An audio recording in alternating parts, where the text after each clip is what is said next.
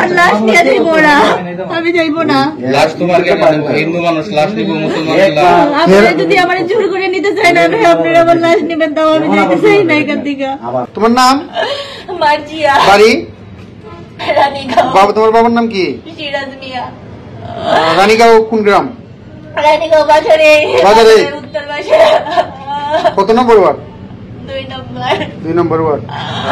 আমার মোবাইলটা আপনারা লয়ে দেন, আমার মোবাইলে আমি সব প্রমাণ রাখছি। সম্পর্ক কতদিনের? 3 বছরের। 3 বছরের। এখন আর ওর পরিচয়টা একটু বলো তো। ওই যে ছেলের পরিচয়টা? সে হলো এই বাসার গোপাল দেবের ছেলে, বাসুচন্দ্র দেব। আচ্ছা, সম্পর্কটা কেমন?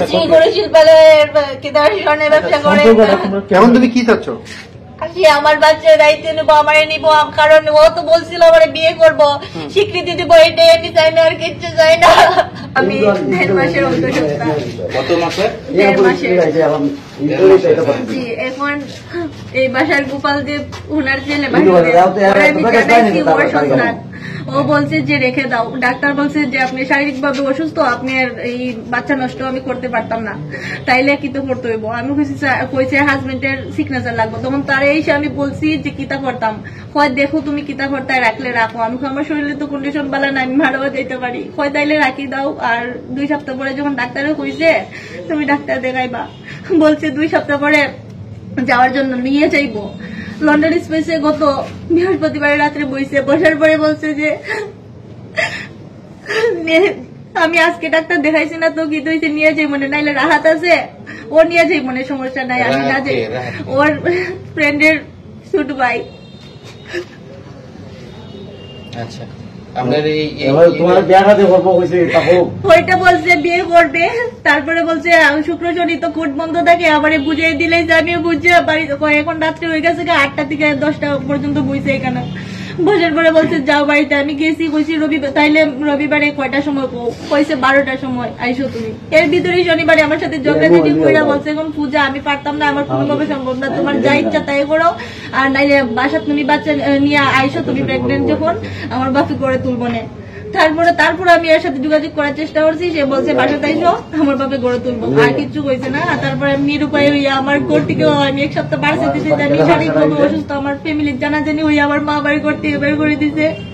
এখন আমি ওর বাসাতে আসছি, আসার পরে ওর বাবা কারি জানি নিয়ে এসছে ছেলেটা, সে জোরাজুরি করে বলছে আমি দোকানে যাইতাম আর ডাকাতির মামলা দিয়ে দিব আমারে। আমি বলছি কেন, আমার কাছে প্রমাণ আছে। আমি কি এরপরে কি তোমার আমার সাথে কাড়াকাড়ি করে, আমি অনেক চিৎকার করছি, কান্নাকাটি করছি, আমার হাত মুড়াইয়া কি করছে, আমার মোবাইলটা নিয়ে গেছে। ওই ওরা চিনে, আমি চিনি না, ওর বাবা নিয়ে আসছে। ওরা 3 জন আসছিল।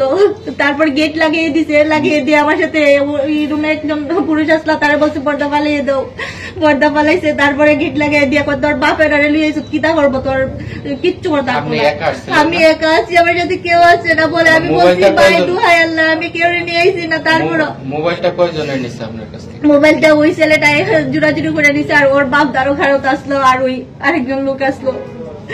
ওরা দূরে ছিল? ওরা দাঁড়িয়ে কাছেই ছিল। তাহলে আমি এইখানটা দাঁড়ানো ছিলাম, ওরা জোরাজুরি করছে আমার সাথে করে, আমার হাত আমি কইছি ভাই আমি অসুস্থ, আমার সাথে এগুলো করেন না, জোরাজুরি কইরা কিতা করবে লাইট দিয়ে তোর কোমর ভাঙ্গে লাইমু। আচ্ছা, আপনি এর সাথে কতদিনের সম্পর্ক? আমার 3 বছরের সম্পর্ক। এটা নিয়ে কি কোনো মামলা মোকদ্দমা আছে? এটা নিয়ে যখন ওর যে বিয়ে হয়েছে এগুলো আমি জানতাম না, জানার পরে আমি ওর সাথে ঝামেলা হয়েছে এটা নিয়ে। তারপরে আমার পাওয়া তো 2টা খান্দাঘাটি কইরা অনেকটা নিয়ে খান্দাঘাটি করছে, বইছে। উত্তর বাজারে একটা ছোট ভাই আসলো, ওরে নিয়ে সবসময় দেখা করতো, এর নাম মোহাম্মদ খালিদ। হ্যাঁ, আর ওরে নিয়ে দেখা করতো। এরপর থেকে যা দেখা হয়েছে মানে কথাবার্তা অনেকেই বইছে। জনতা ট্রেডার্সের ওনার যে আব্দুল্লাহ তার নিয়ে বইয়া সালিশ হয়েছে, কোনো কিছু আমার রায় দিচ্ছে না। আমি নিরুপায় মামলা দিয়েছি, সে মামলার সাক্ষী টাকি সব টাকা পয়সা দিয়া খাওয়াই রেখে দিয়েছে, আমি নিরুপায় কিচ্ছু করার নাই। তারপরে আমি বইয়া থাকছি নিরুপায় হইয়া। তারপরে কি করছি, সে আবার আমার সাথে ডিস্টার্ব কইরা দেখা করছে, পাওয়া তো ধরে কান্নাকাটি কয় যে আমি ভুল করছি, আমি তোমারই চাই। তুমি কি কোর্ট কাছারিতে মামলা করছিলা? যে মামলা করছি বললাম তো, কতদিন আগে মামলা করছি? প্রায় 1 বছর হয়ে যাইতেছে। এই 1 বছর আগে তোমার এখনো মামলা চলাকালী শুধু এরা তদন্তই করে যাইতেছে, তদন্ত আর সাক্ষীগুলারে টাকা পয়সা দিয়ে কিনে নিচ্ছে, তুমি পিবিআই তদন্ত করতেছে। পিবিআই তদন্ত সাক্ষীরে টাকা পয়সা দেয়, তুমি দেখছিলা? সাক্ষীরে টাকা পয়সা দিছে, যে এগুলা রেকর্ড আছে আমার কাছে, যে বাজারে খারে খারে জানি মেয়র টেয়র নিয়ে ওরা ওর বাবা ওর বাসাতে গেছিল, যে বাসাতে রেকর্ড থাকলে তুমি ওই রেকর্ড পিবিআই জি আমি শুনাইবো। পিবিআর স্যারকে দিছি, দেওয়ার পরে স্যার জানি না এরা এত কিছু দেওয়ার পরেও এরা কিভাবে সাক্ষীকে পিবিআই দেয় নাকি টাকা পয়সা পিবিআই দেয় নাকি ওরা দিছে, ওরা বাজারের অনেক গণ্যমান্য ব্যক্তিদেরকে নিয়ে নিয়ে সাক্ষীদেরকে টাকা খাওয়াইছে। এখন মোবাইল দিয়ে দিলে কি তুমি চলে যাবা? আমার মোবাইল দিন, আমি চলে যাইবো না, কারণ আমি কি চলে যাওয়ার জন্য আসছি? আমি কই যাইবো চইলা? কিসের জন্য আসছো? তুমি কিসের জন্য আসছো? আমি অন্ধসত্ত্বা, ও বলছে আবার বিয়ে করব, আমি বিয়ে করতে চাই, আর কিছু করতে চাই না। আমার বাচ্চার আমার দায়িত্ব। বিয়ের আগে অন্ধসত্ত্বা হইলেন কেন? হ্যাঁ, সে আমারে বুঝেন নাই? সে আমারে তারিখ দিছে যে 25 তারিখে বিয়ে করবে। তো 25 তারিখের পরে আপনি তার সাথে ই করবেন, থাকবেন। এইগুলা বইলা সে আমার সাথে দেখা করছে, মা বাপের কসম দিয়া যে আমার টাচ করবে না, তারপরে সে আমার সাথে জোড়াজুড়ি করে এগুলা করছে। তারপর আমি মাইন্ডা নিছি, কান্দা কান্দা। আপনার কি আরেক জায়গায় বিয়ে হয়েছিল? জি, ওইখানে আমার ওই সংসারটাও নষ্ট করে। ওইখানে বাচ্চা আছে আপনার? জি, কয়টা বাচ্চা? একটাই। ওই বাচ্চার বয়স কত? ওই বাচ্চার বয়স 5 বছর। আগে স্বামী কি করে?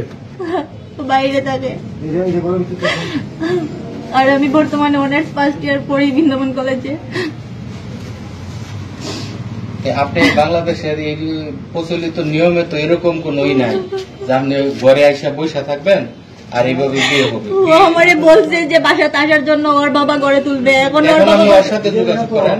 ও আমার সাথে যোগাযোগ বন্ধ করে ওরা বাইকে গেছে। আপনি আমার সাথে যোগাযোগ রাখতে চেষ্টা করেন।